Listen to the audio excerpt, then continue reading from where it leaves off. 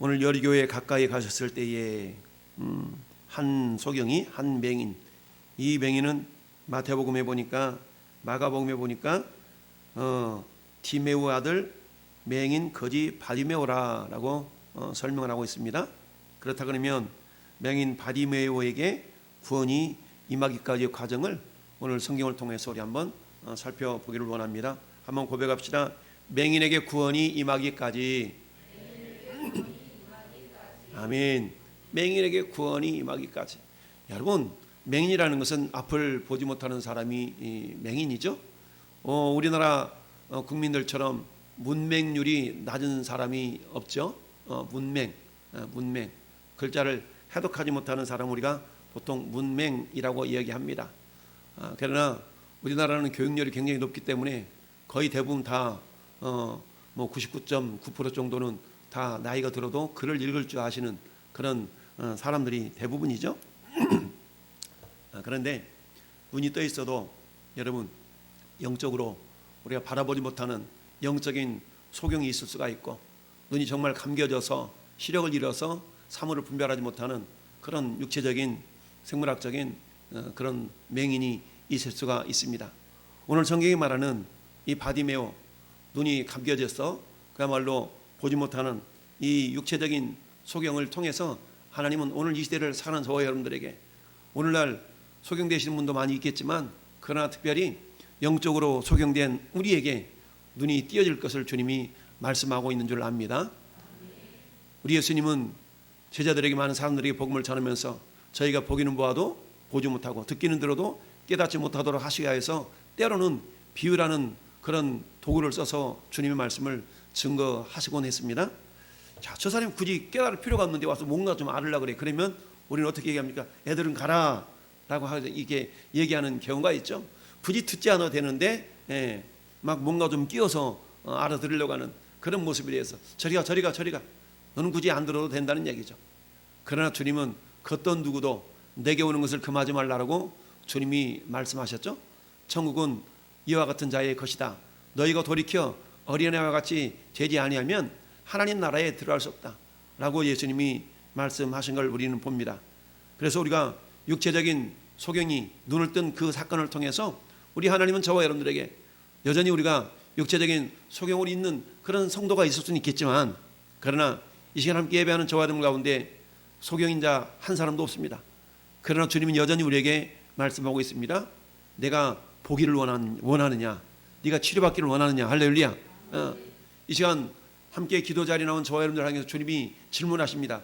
뭐 하기를 원하느냐, 내가 너에게 뭐 해줄까? 라고 주님이 말씀하십니다. 자, 이 41절 말씀 보니까 네게 무엇을 하여 주기를 원하느냐. 할렐루야. 내가 무엇 하여 주기를 원하느냐. 여러분, 우리 한국 사람들에게는 하나의 장애가 있습니다. 그 장애 중에 한 가지를 우리는 선택장애라고 얘기합니다.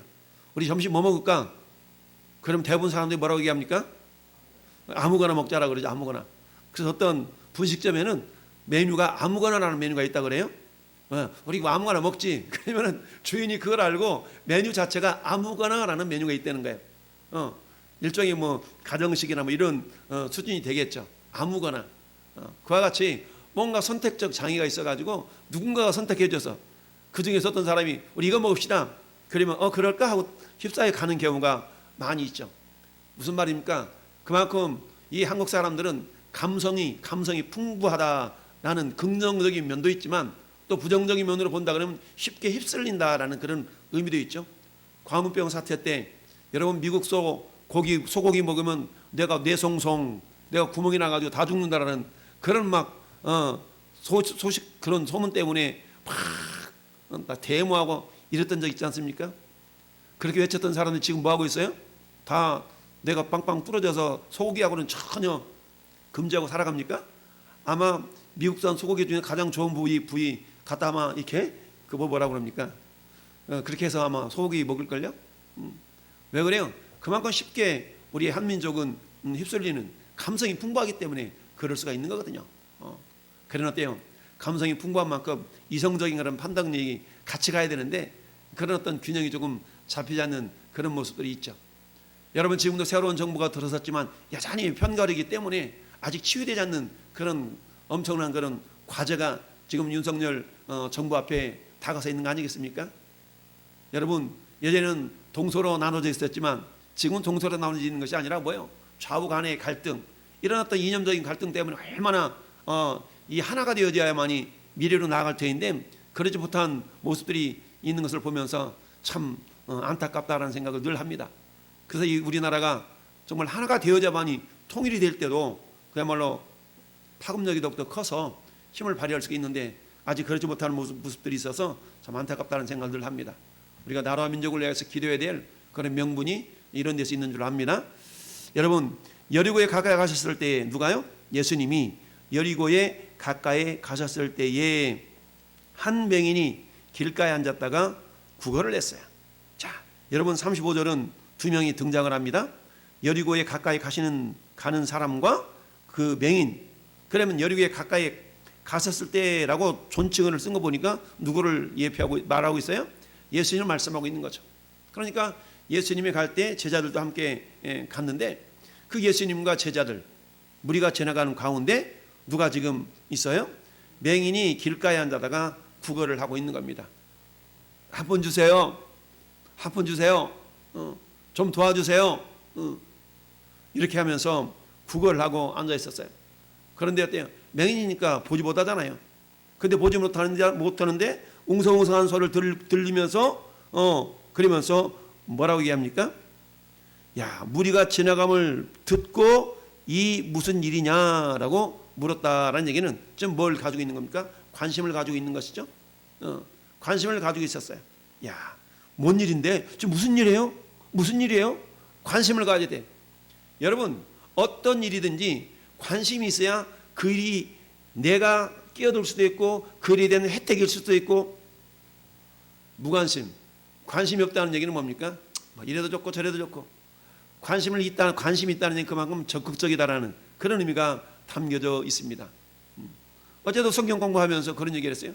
우리의 신앙생활이 소극적인 신앙이 아니라 적극적인 신앙, 수동적인 신앙이 아니라 능동적인 신앙의 자세가 되려고 그러면 기본적으로 기도하지 않으면 안 된다라고 어제도 성경 공부 때 그런 얘기를 했었는데, 여러분, 기도하지 않고 어떻게 우리 신앙생활이 적극적이 되겠습니까?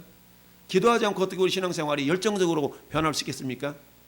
성령이란 말할 때 성령의 그 의미 속에는 권능을 받고, 오직 성령이 너희에게 임하시면 너희가 권능을 받고, 권세와 능력.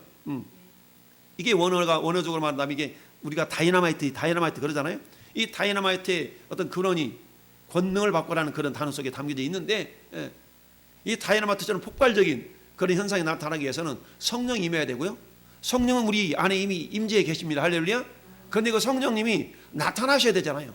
성령님이 나타나셔야만이 우리가 힘을 내고 적극적이고 그야말로 자발적인 그런 어떤 열정적인 신앙인의 모습으로 될 터인데, 성령님이 우리 안에 계시지만 자주 표현한 것처럼 꽃안한 보리자루 마냥 그냥 자리만 차지하고 있는 그런 어떤 존재가 아니라, 우리 예수님이 영인 성령께서 우리 안에서 우리에게 자꾸만 두드리는 거예요. 야야야, 같이 살자. 야야야, 내 안에 있어. 네 안에 내가 있다. 자꾸 깨우치시는 겁니다. 그리고 우리의 신앙생활 자체가 능동적이고도 적극적이를 원하신다는 얘기입니다. 비록 이 바디메오는 눈이 감겨있지만 어때요? 전한 사람들에서 무관심하는 것이 아니라 자기가 살기 위해서는 어떻게 해야 돼요? 관심을 가질 수밖에 없는 거죠. 어떤 사람이 지나가든 그 사람을 향해서 도와달라거나 뭐하거나 이렇게 외쳐야만 하는 그런 어떤 절체절명의 인생의 모습이었던 겁니다. 그런데 어때요? 소식을 들어보니까 보통 사람이 지나가는 것이 아니라 누가 지나가는 거예요? 예수께서 지나가신다는 얘기입니다. 할렐루야. 그런데 이 바디메오에게 예수님은 어떤 존재예요? 예수님에 대한 믿음은 다윗의 자손 예수여, 다윗의 자손이여 나를 불쌍히 여기소서. 다윗의 자손 예수여. 한마디로 말하면 예수님을 뭘로 여기고 있냐면 메시아로 보고 있다는 얘기입니다. 유대인들에게 있어서 메시아는 다윗의 자손을 통해서 온다라고 믿었기 때문에 지금 이 소경 바디메오가 다윗의 자손 예수여라고 부르짖고 있는 것은 예수님을 메시아로 보고 있다라는 얘기죠. 유대인들에게 인식되어지는 메시아는 어때요?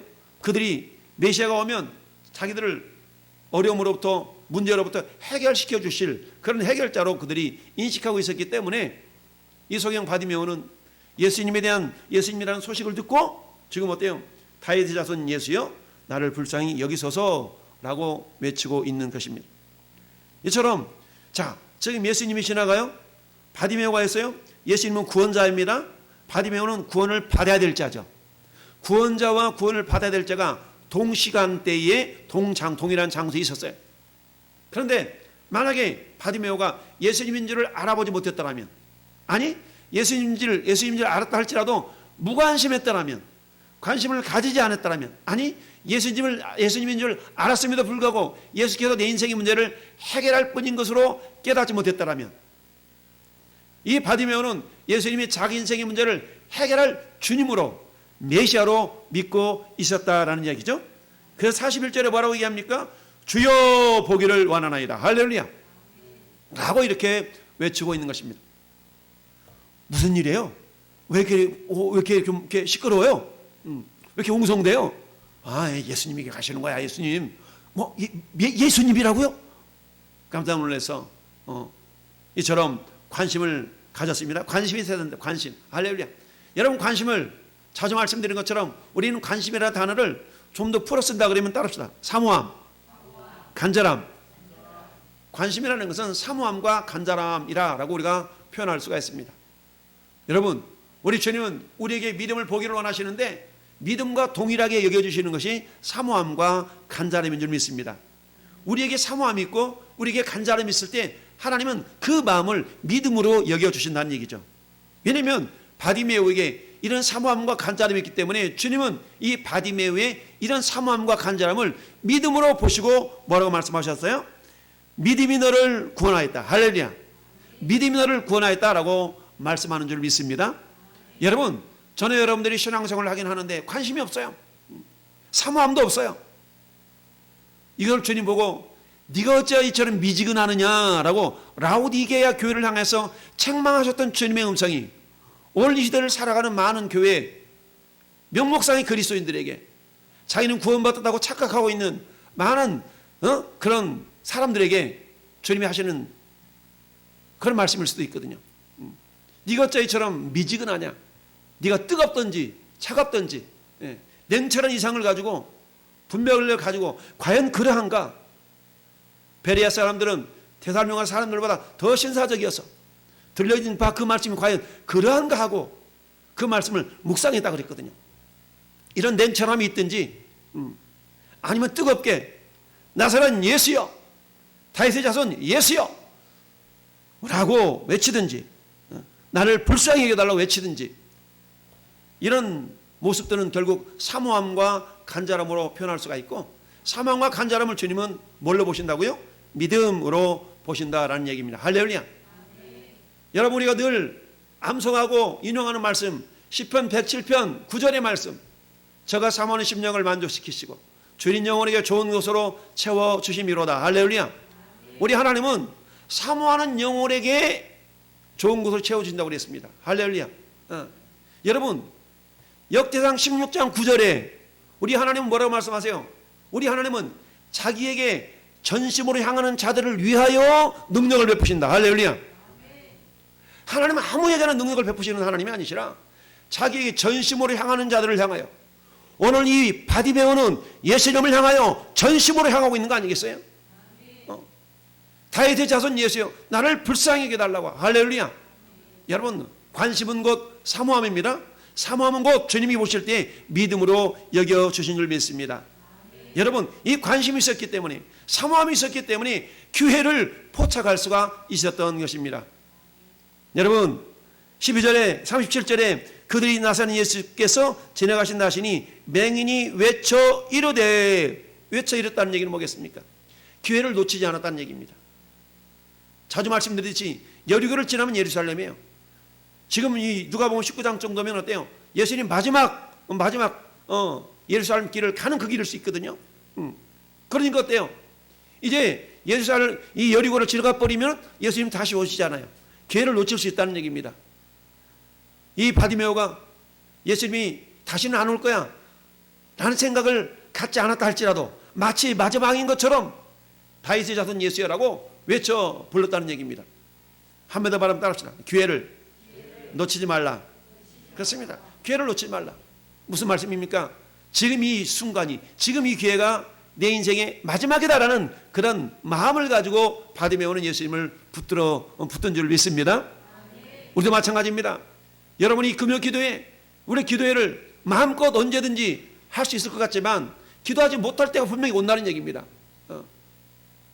그날이 오기 전에 할렐루야, 마음껏 주님을 향해 부르짖고 이 땅에서 나의 부활체, 내 부활체를 준비하는 지혜로움, 할렐루야, 더 좋은 부활을 위하여서 이 땅에 심고 욕된 것으로 심고 영광스러운 것으로 다시 살아나며, 할렐루야, 이처럼 우리가 썩을 것으로 심고 썩지 아니할 것으로 다시 살아나며, 할렐루야, 네.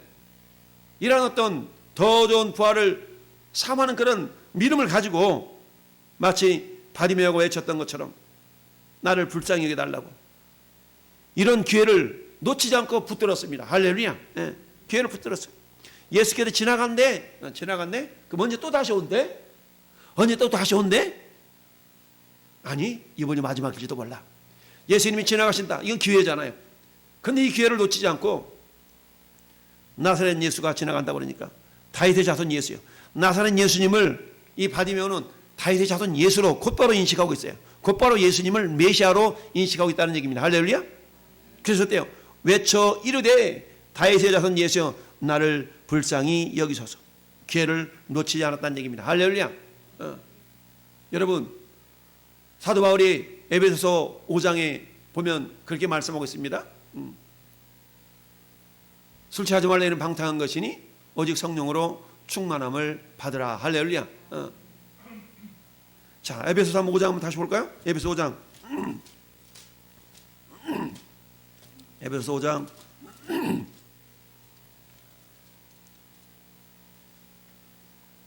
자, 16절, 17절, 18절. 시작. 세월을 아끼라. 때가 악하니라. 그러면 어리석은 자가 되지 말고 오직 주의 뜻이 무엇인가 이해하라. 술 취하지 말라 이는 방탕한 것이니 오직 성령으로 충만함을 받으라. 아멘. 자, 이것은 순환적인 의미가 있어요. 자, 오직 성령으로 충만함을 받을 때 세월을 아낄 수가 있는 거예요. 세월을 아끼는 마음을 가지고 있을 때에 어때요? 성령 충만함이 임합니다. 이 순환적인 의미가 있는 겁니다. 다른 말로 말하면 세월을 아끼라라는 그 의미는 이 세월이라는 말은 이 카이로스라는 뜻인데 카이로스는 어때? 시간의 관점 가운데서 크로노스라는 시간의 개념이 있고 카이로스라는 시간의 개념이 있다고 그랬죠? 크로노스는 오늘이 저녁 10시 10분 전이에요. 이건 내일도 저녁 10시 10분이 또 있을 수가 있겠죠? 이건 크로노스의 시간의 개념이에요.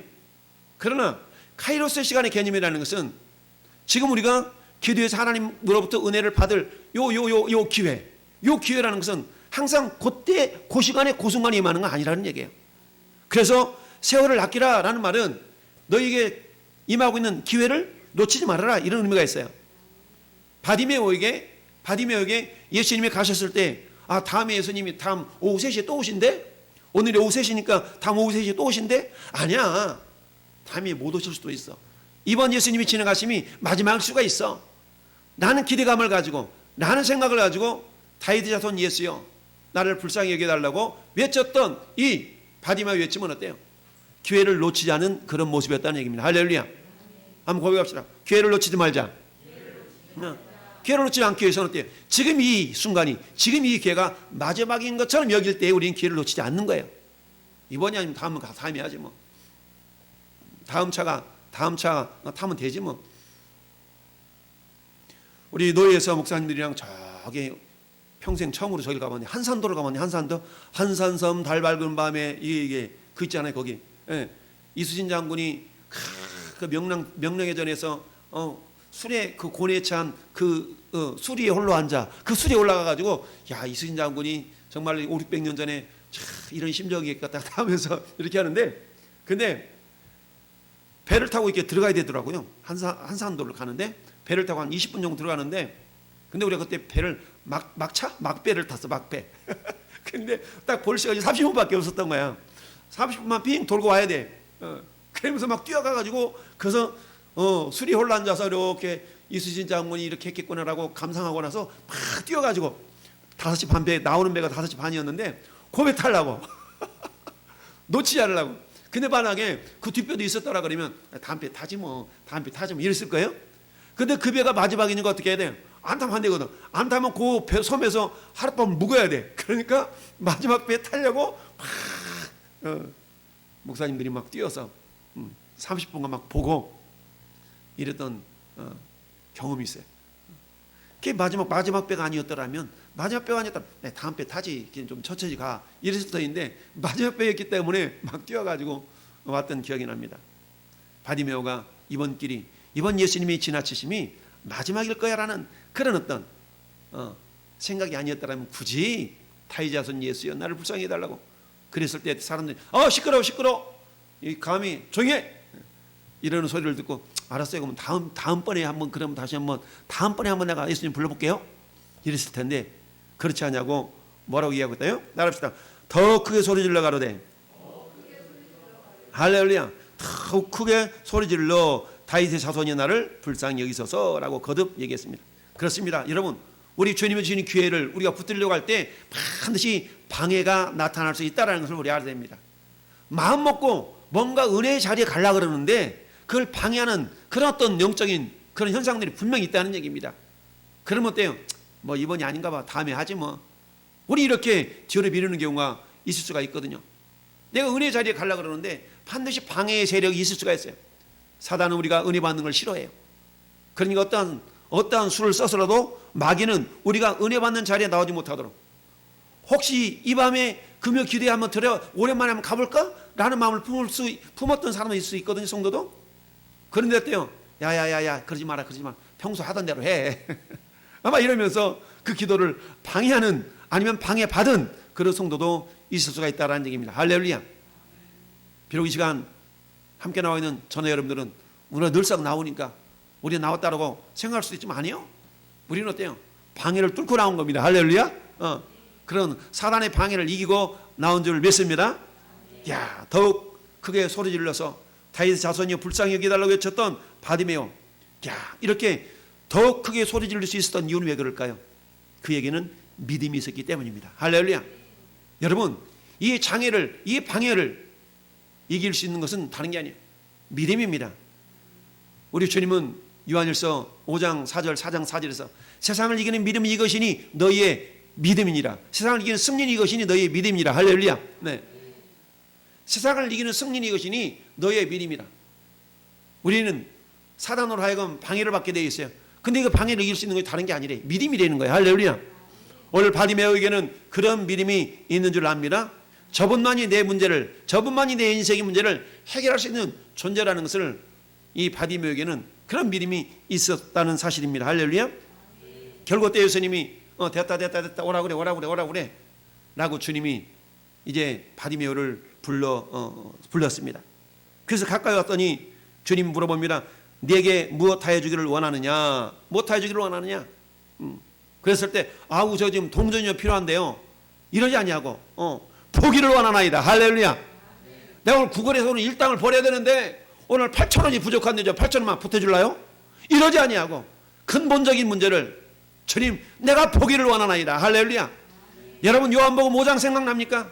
요한복음 5장에는 베데스다 연못에 날 때부터 안전병이 되었던 사람이 뭔가 좀 낫고 싶어가지고 어느 때가 되면 천사가 내려와서 베데스다 연못을 휘 저어놓고 올라가는 거예요.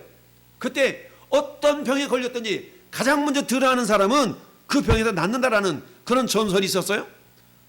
날 때부터 안전병이 했던 사람이 자기도 들어가고 싶은데 자기보다 먼저 들어가는 사람들 때문에 자기는 못 들어가, 그러고 막 슬퍼하고 있는데 예수님이 나타나서 말씀하셔요. 내가 나는 뭐 해줄까? 저도 좀 빨리 낫고 싶어. 이리 되는데, 글쎄요, 제가 여기 있는데요, 제가 들어가려고 해도 못 들어가고 저 사람들 때문에 그러고 있네요. 분명한 목적의식을 가지고 주님, 내가 이렇습니다 라고 말하지 아니하고, 그럼에도 불구하고 주님의 은혜는, 주님의 자비는 그런 안전병이조차도 주님이 낫게 해주셨다는 사실. 할렐루야. 오늘 바디메오의 부르짖음이 저와 여러분의 부르짖음이기를 바랍니다. 분명한 목적, 우리 주님이 이것을 보면서 중언부언하지 말라라고 말씀하고 있습니다. 분명한 목적을 반복적으로 얘기하는 것은 중언부언이 아니에요. 분명한 목적의식도 없이 그냥 외쳐대는 이런 기도가 아니라 분명한 제목을 가지고 우리가 반복해서 기도하는 것은 중언부언이 아니거든요. 무엇하여 주기를 원하냐? 주여 보기를 원하나이다. 분명한 기도 제목으로 주님께 아뢰었을 때에 주님이 그에게 이릅니다. 내 믿음이 너를 구원하였으니 구원하였느니라 하시니 할렐루야. 그랬더니 곧 보게 되어 하나님께 영광을 돌리며 예수를 따리니 할렐루야. 여러분, 우리가 구원받아서 우리가 구원받은 존재의 목적, 우리를 하나님이 구원하셨어요? 우리를 구원하신 목적이 뭐라고 그랬어요? 먹든지 마시든지 무엇을 하든지 다 하나님의 영광을 위하여 하라. 할렐루야. 이 바디메오는 구원받은 즉시 그 존재의 목적을 주님께 올려드린 것을 보게 됩니다. 할렐루야. 야, 하나님께 영광을 돌렸다라고 그랬어. 그 모습을 보니까 거기 소경 바디메오가 눈을 뜬 모습, 그리고 주님께 영광 돌린 모습을 보면서 사람들이 지켜봤지 않았겠어요? 야, 그러니까 어때요? 그 자체가 전도인 거야. 그 자체가 전도예요. 그래서 어때요? 백성이 다 이를 보고 하나님을 찬양하니라. 할렐루야. 참 얼마나 멋진 스토리입니까? 백성이 보고 다 하나님을 찬양했다라고 그랬습니다. 여러분, 전에 여러분 인생 가운데 문제 없는 사람 없습니다. 그러나 하나님, 그 문제를 우리가 주님의 은혜로 해결한 받기까지는 과정이 있어요. 첫째, 믿음이 있어야 되겠죠. 뭐니 해도 주님은 이 문제를 해결할 거야. 믿음이 있다는 얘기는 뭡니까? 액션이 있다는 얘기입니다. 믿음은 명사가 아니라 동사라 그랬어요. 나사렛 예수가 지나간다는 걸 듣고 그러면 저분이 알아서 해주시겠지. 아니요. 나사렛 예수요, 다윗의 자손 예수요, 나를 불쌍히 여기서서 시끄러워 방해를 받았다 할지라도 더 크게 소리질러 다윗의 자손이요, 나를 불쌍히 여기달라고. 할렐루야. 어떻습니까? 사모함과 간절함이 있었다는 얘기예요. 우리 주님은 사모함과 간절함을 믿음으로 여겨주십니다. 할렐루야. 여러분, 믿음대로 될지어다. 내 믿음이 너를 구원하였다. 할렐루야. 내 믿음이 너를 구원하였느니라. 할렐루야. 바디메오 믿음대로 바디메오는 눈을 뜨게 되었습니다. 할렐루야. 예수님이 말씀하시니 바디메오가 눈을 떴다네. 할렐루야. 예수님이 말씀하시니 거친 파도가 잠잠해졌네.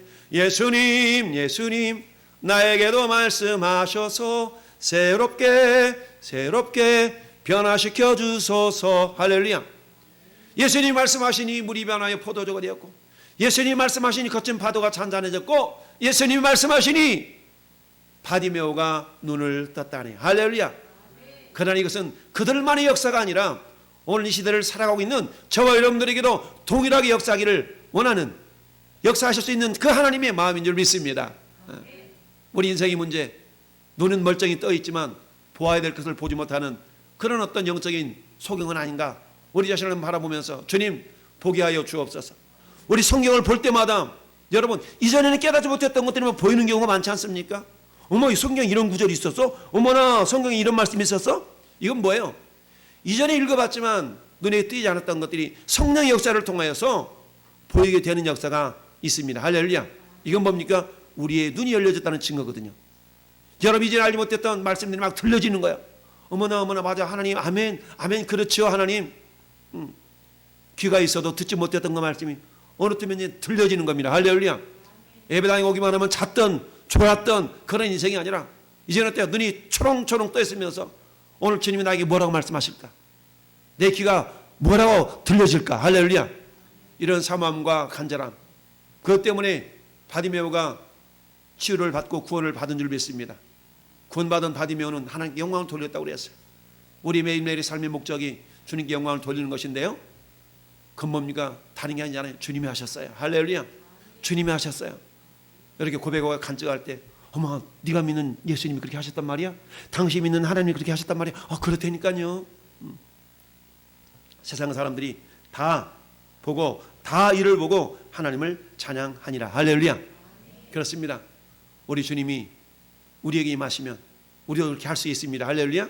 우리 주님의 권세가 임하면 우리도 그렇게 할 수 있습니다. 할렐루야. 성령의 능력을 통해서 주님 나에게도 말씀하셨어. 주님 나에게도 말씀하셨어. 새롭게 변화시켜 주셔서, 그래서 나도 바디메오처럼 하나님을 찬양하며 영광 돌리며 할렐루야.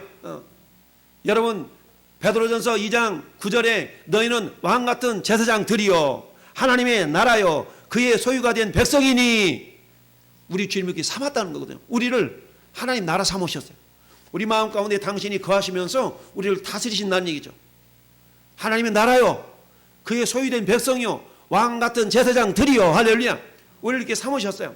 왜 그렇게 삼았다고요? 이는 너희를 저 어두운 데서 불러내요 그 기이한 빛에 들어가게 하시니 아름다운 덕을 선포하게 하려 하십니다. 할렐루야.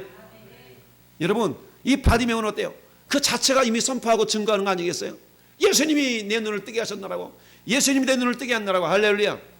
여러분, 베드로와 요한이 성전 묘면에 앉아있던 날 때부터 안전병이 되었던 40살 40살 된 사람이니까 40여 년 동안 걸어본 적도 없는 그 안전병이를 이렇게 세운 거 아니겠어요? 뛰며 걸으며 하나님을 찬양했다고 그랬어요. 사랑하는 성도 여러분, 우리에게도 이 미리 믿기를 바랍니다. 할렐루야.